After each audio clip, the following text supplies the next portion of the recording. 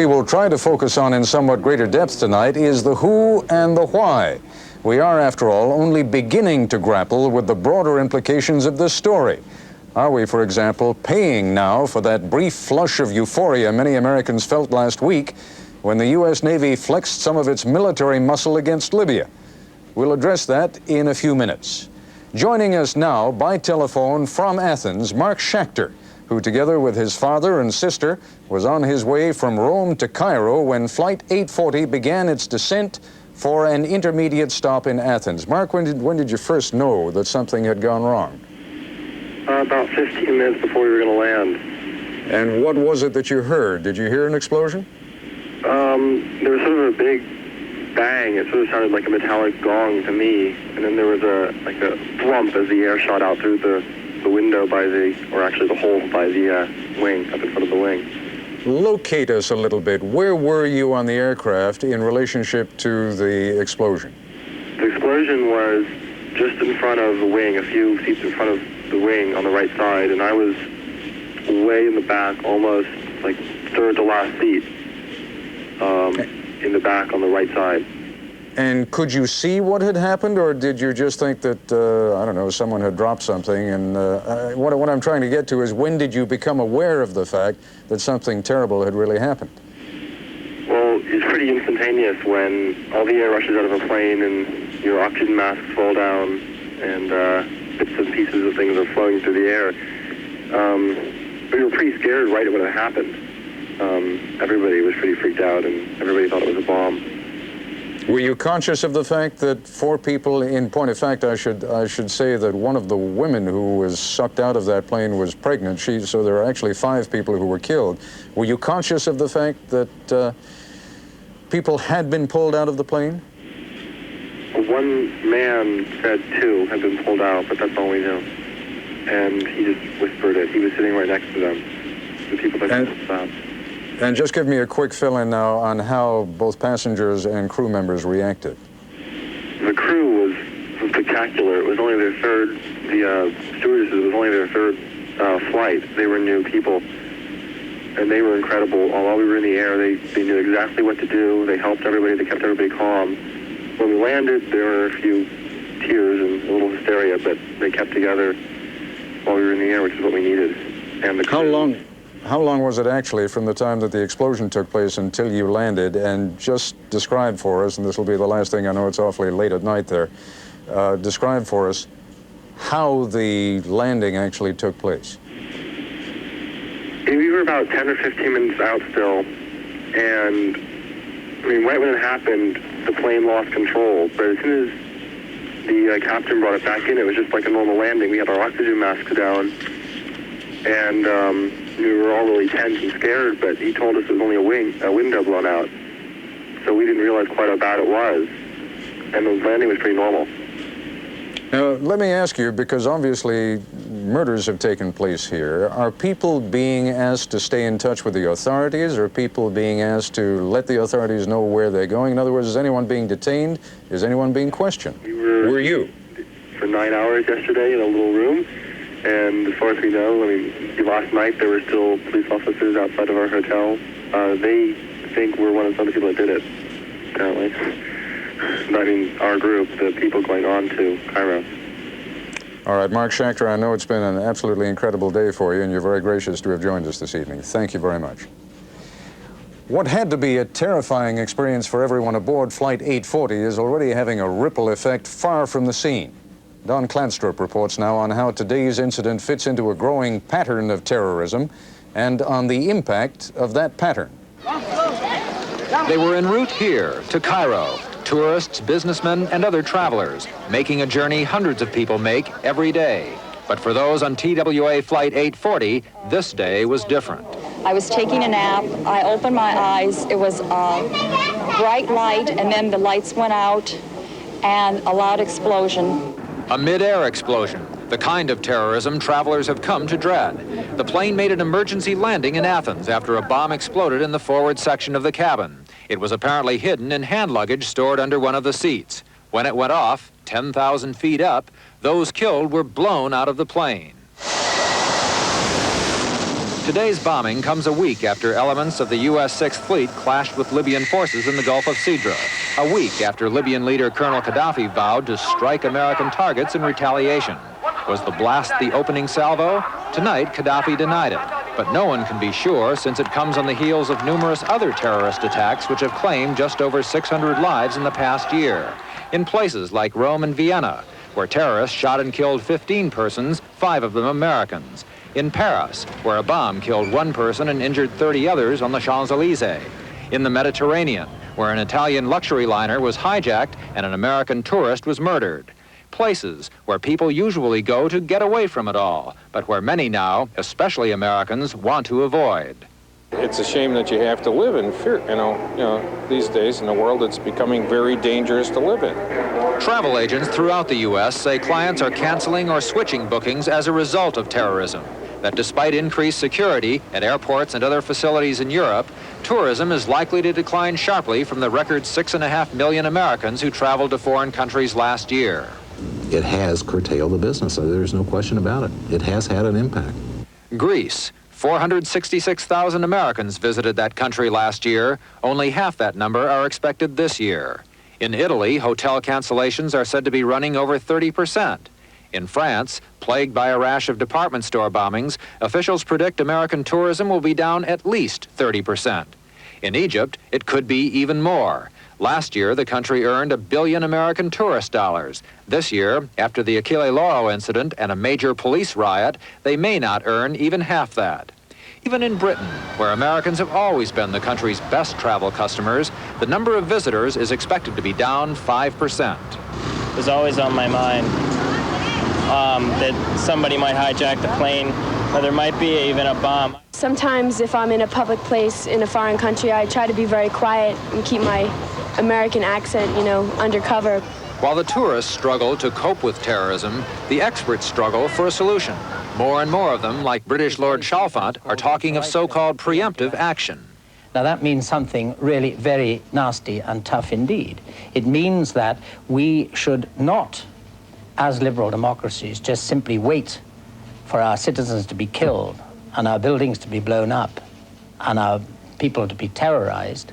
We should, if we find there is any danger of that happening, if we find that anywhere in the world it is being planned, we should feel free to go and make sure it doesn't happen. Once you start randomly killing because you believe someone is coming at you, you have ceased to be playing the terrorist, anti-terrorist game, and you're engaged in terrorism yourself. Tourists, meanwhile, are ducking the debate, trying to avoid trouble by opting for safer places. Beaches in Hawaii are jammed.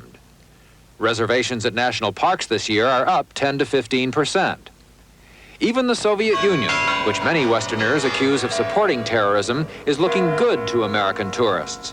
Bookings are running double over last year.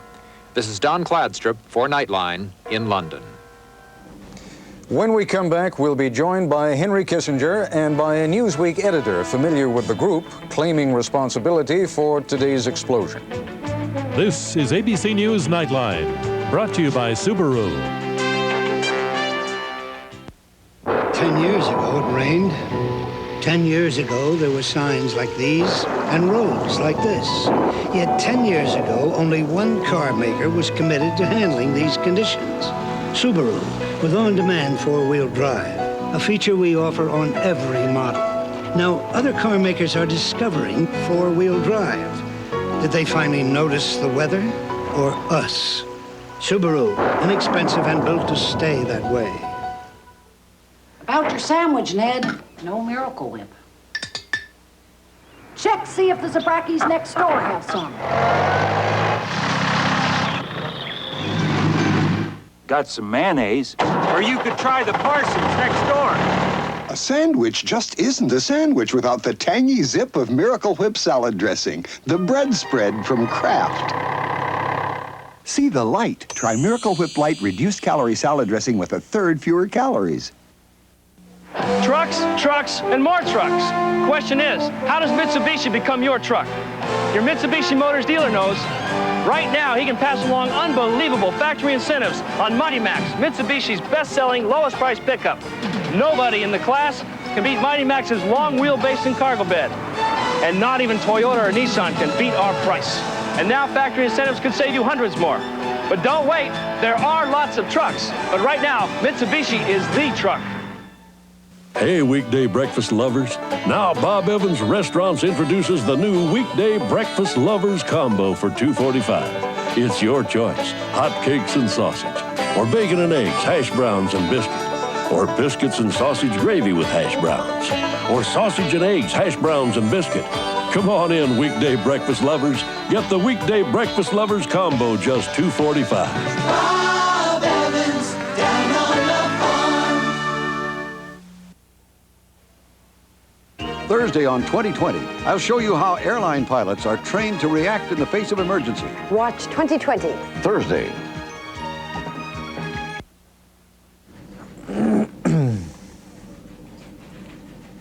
In Beirut late today, a group calling itself the Arab Revolutionary Cells issued a statement claiming responsibility for today's mid-air explosion.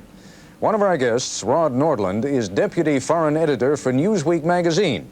He has spent most of the past 2 months as the principal reporter on the current Newsweek cover story, Inside Terror Incorporated. Mr. Nordland joins us from New York.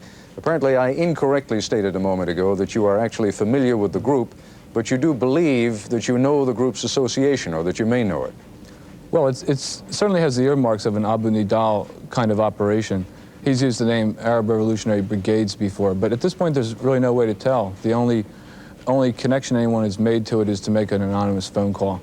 Now, refresh our memories a little bit. Abu Nidal being? Being the faction that's responsible for over 100 terrorist incidents in the last few years, and is believed responsible for Rome and Vienna, the hijacking of the Egypt airplane.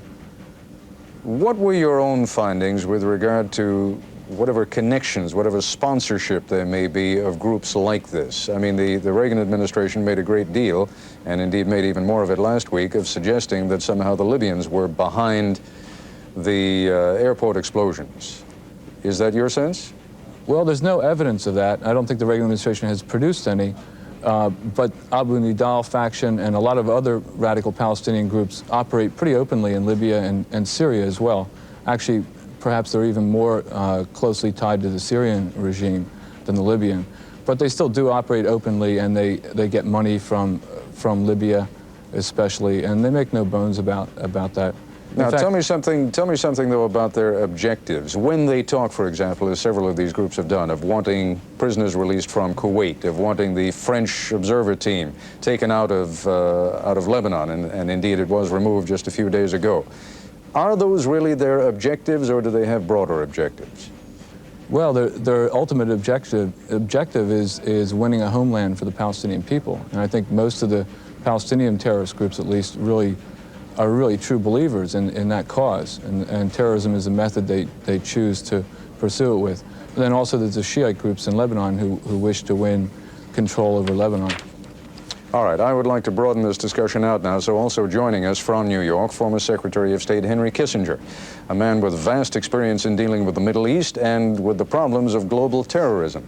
We have a tendency, Dr. Kissinger, to view these events as isolated incidents. What I would like to hear from you is, to what degree are we making a mistake when we view them event by event?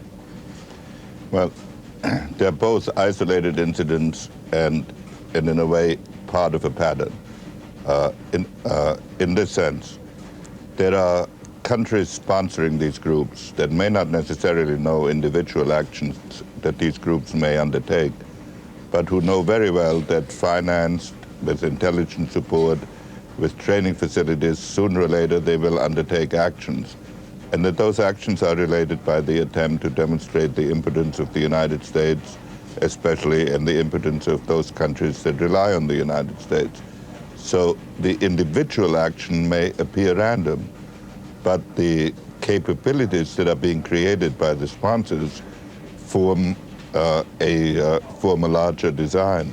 Are we making a mistake when we focus solely, or at least principally, on the Middle East? Well, I think there are various levels. For example, there's no doubt that the Soviet Union gives intelligence support, financial support, training to many of these groups, either directly or indirectly. it then puts itself in a position where it will not necessarily know the individual actions that these groups take. I believe, nevertheless, that terrorism and the support of terrorism ought to be part of the East-West dialogue, and that a relaxation of tensions with the Soviet Union should presuppose the renunciation of support for terrorist groups. Now, only a few days ago, Dr. Kissinger, when the Sixth Fleet was in the Gulf of Sidra, much was made of the fact that here, in a sense, there was a punitive action being taken against Libya, Libya being presumably one of the sponsors of these terrorist acts. We can play that kind of a game with Libya. Can we play that kind of a game with the Soviet Union? No, that kind of a game we cannot play with the Soviet Union, but we have other pressures available with the Soviet Union in the overall context of relationships, so that we can embed the terrorism issue into the summit framework and into the bilateral talks that are going on. Can we prove what you have said this evening, that they are in fact providing intelligence and maybe providing indeed some logistical support? I'm reasonably sure we can, yes. All right, what I'd like to do is take a break, and when we come back, I hope we can discuss what is now beginning to happen, and that is that Americans are becoming more and more conscious of being isolated here in the United States, afraid to travel. We'll talk about that when we return in just a moment. Pontiac. The red job over there, Pierre. Ah, Italian, monsieur. Picked it up in America, actually. The Americans, they make such a car? Yes, extraordinary. I think called Pontiac. The new Fiero GT, mid-engine, fuel-injected V6 and all that. Oh, it looks like $1 billion francs. A bientôt, Pierre. Give my regards to the princess. Ce n'est pas... Mais oui, la nouvelle Pontiac Fiero GT. We build excitement, Pontiac. Last year, 378 major auto races, like the Indy 500, were won on Goodyear Racing Eagles. That's more than 9 times as many wins as all other makes of tires combined. And that proven Goodyear quality is why more people decide you either have Goodyear Eagles or you need them.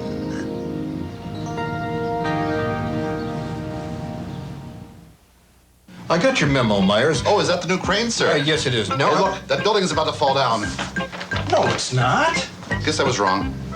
Imagine, grown-up executives keep lowering themselves to tricks and deception to get their hands on the office copy of Crane's Chicago Business, when they could call 588-1313 and get their own subscriptions. Myers, this is the boss. Where's the office copy of Crane's?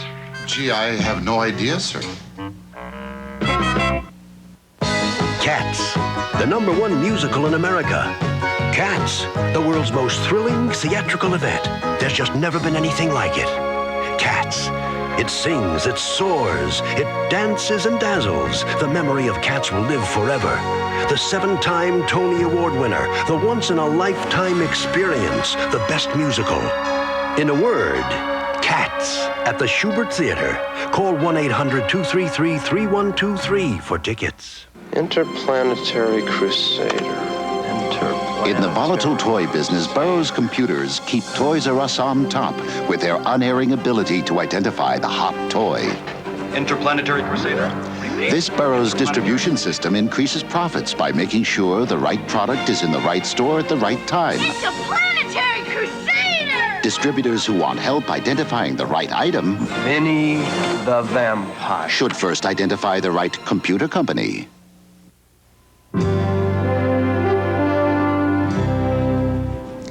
Resuming our conversation now with former Secretary of State Henry Kissinger. Dr. Kissinger, when you hear Americans canceling their vacation trips to Europe, and apparently doing it in rather substantial numbers, one would have to argue that the terrorists have already won a major battle, wouldn't you? I think that's right, and I think that's one of their purposes. Let me now put another twist on that. We have had, I say we, the United States has had, a difficult time of it in getting European cooperation, that is, in taking action, really strong action against terrorist groups. In that context, and in that context only, could this be seen as a positive thing then? In other words, if the economies of Britain, France, Germany, Greece, Italy begin to hurt, if it really starts to pinch, Is it likely, is it possible that they will turn to the United States and indeed begin urging us to take stronger action in cooperation with them? Of course, the ideal situation would be if they joined us in taking stronger action. But they didn't. No, they haven't, and I think that weakens the fight against terrorism. It also weakens the relationship between Europe and the United States, because Europeans always ask us whether we are willing to die for Europe. And the Europeans have shown very little willingness not to die, which nobody has asked them, but to run relatively minor risks in a matter that has concerned many Americans, but is going increasingly to affect Europeans. So, comment, if you would, just enlarge a little bit on my theory here. Is it possible that if the Europeans start to feel the pinch economically, that they will become a little more open to some of the suggestions that have been made to them, not just under this administration, but under previous administrations? I think they should become open. I think what is needed is a coherent strategy. We talked before about the Soviet Union at one end of the spectrum and the individual cells that are operating at the other. But there's a group of countries, Syria, Beirut, Bekaa Valley, Libya, that actually house the headquarters, the training facilities, the supply depots from which these groups emerge. And those should be subject, if necessary, of military retaliation. And if we always look for the specific group that did it, we will always be too late and too ineffectual. But it should be a joint action. It affects Europeans as much as us. Go ahead, Mr. Nordland. Were you going to jump in there? Yeah, I wanted to say that we should remember that the European countries are more often the battlegrounds where terrorist incidents take place. Every month there are a couple incidents in Europe that we don't hear about because Americans aren't involved. And yet the Europeans have a very different attitude about retaliation and reprisal. And I think they see it as something that's only going to lead to more incidents of this sort. And already we've seen one very major retaliation raid was the Israeli invasion of Lebanon, which led to things such as the Sabra and Shatila massacres. And that's about the biggest spawning ground that there's ever been of terrorists in the Middle East. Many of the people that we found working on our story, when we looked into the backgrounds of some of the terrorists, they came from those specific camps and from other similar backgrounds. The invasion of Lebanon was an absolutely, was not, there was a pretext of a retaliation. That was not a strategy of a counter-terrorist attack. That fitted into an attempt to force Lebanon into making a peace agreement with Israel and to establish a Christian government in Beirut. That was really a major strategic operation. Let me jump in for a moment and suggest another phrase to you. You've both been talking about retaliation. Dr. Kissinger, I'd like to hear your thoughts on preemptive action. Well, I think preemptive action, if one had unambiguous proof that a particular group were ready to strike, I would be ready to consider preemptive action. But realistically, that sort of information is almost impossible to come by. At least I've never known it to exist. The operational problem is whether one can identify the headquarters and training facilities of terrorist groups and then have it clearly understood by the host country that there will be some retaliation, and then cause the host country to bring pressure on these terrorist groups so that they have to absorb some of their energies in finding a safe haven and cannot simply sit there and plan and send out these gangs that do the action that really merge with criminal elements. You're an historian, Dr. Kissinger. Can you think of any example during the last 50 years when that kind of action has worked against people who consider themselves to be freedom fighters? Well, I don't think there's an exact precedent for what is going on now. When you fight in the so-called wars of national liberation, where you have organized or fairly organized units, you face a different problem. Certainly the absence of any response lets them pick their target, lets them establish the price, and will, over a period of time, create such a sense that the United States can protect neither its citizens nor its friends. Let me just ask you a very quick question, though, about protection, and we're almost out of time. Can we do what the Israelis do? For example, El Al rarely, if ever, has had a successful terrorist attack against it. Could we employ the same kinds of methodology in this country on our airlines? I think that would be highly desirable. Apparently, they're strengthening their baggage compartments and similar things. To the extent that we can prevent these actions, the issue of retaliation occurs less frequently. All right. Thank you both very much, Dr. Henry Kissinger and Rod Noland of Newsweek magazine. I'm most appreciative of your joining us this evening. When we come back, I'll have an important program note on Ferdinand Marcos.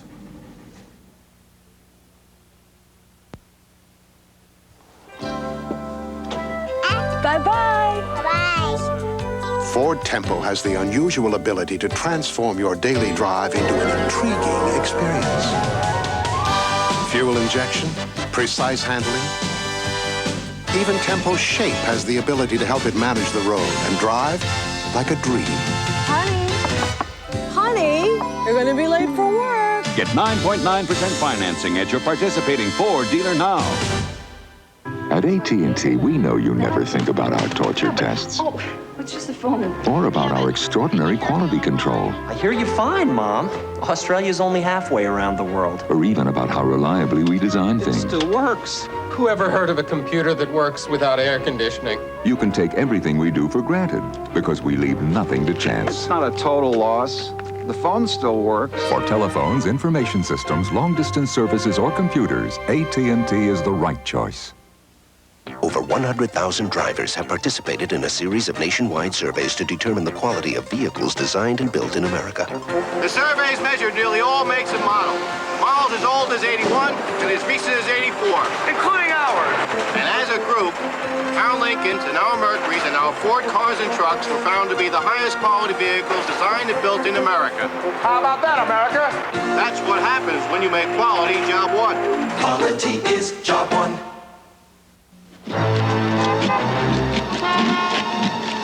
No more burgers. Turpin, come on in here. We'll get something else for lunch. I don't believe you. If you're fed up with burgers, drop into Taco Bell for a taco salad. Fresh vegetables, seasoned ground beef, and real cheddar. You may never have another burger as long as you live. You know what? We'll go to Taco Bell. Okay, I'll meet you out front. Come on, I'm hungry. Taco Bell, the cure for the common meal. Thursday on 2020, I'll talk with Ross Perot, an American hero who cares more about people than his own millions. Watch 2020. Thursday.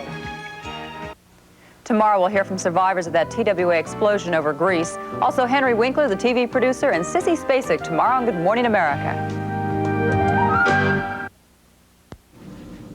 Tomorrow night, Charles Gibson will be sitting in for me as we move on from Los Angeles to Honolulu for the first interview with Ferdinand Marcos since he was deposed as president of the Philippines. We'll be broadcasting that interview on Nightline Friday. That's our report for tonight. I'm Ted Koppel in Los Angeles. For all of us here at ABC News, good night. This has been Nightline. For a transcript of tonight's broadcast, send $2 to Journal Graphics, Box 234, Ansonia Station, New York, New York, 10023. Growing up. I'll see you guys later at the diner, okay? Goofing off. Getting by. No way he pulls this off. A special network television premiere. Mickey Rourke, Steve Guttenberg, Kevin Bacon. Diner, Thursday. Want to finish that? Our radio's set at 102 FM for just the right blend of new songs And old favorites. Now it's light rock. with less talk. WCLR 102 FM. Kathleen Turner in the May issue of Playboy. You can buy it today. I needed a loan to pay off our bills, but everyone said we owed too much. One company didn't. Diamond. If you're a homeowner and need money, call Diamond. Samurai Killers, Late Night Saturday.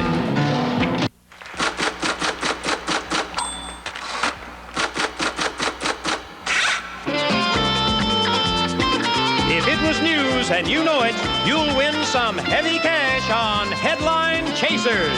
And now here's our headliner, Wink Martindale. Hello, Kimberly, Jonathan, Captain Gene, welcome. Thank you very much.